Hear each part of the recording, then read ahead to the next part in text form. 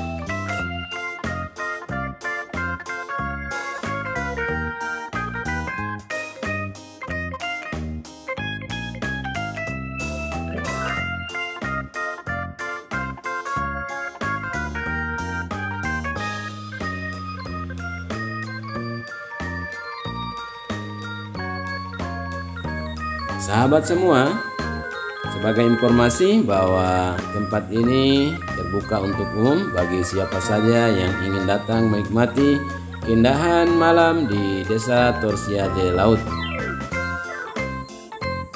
Demikian video saya kali ini dan akan saya tampilkan lanjutannya di part berikutnya. Terima kasih telah menonton video ini. Jangan lupa subscribe, like, dan komen. Sampai jumpa. Assalamualaikum warahmatullahi wabarakatuh.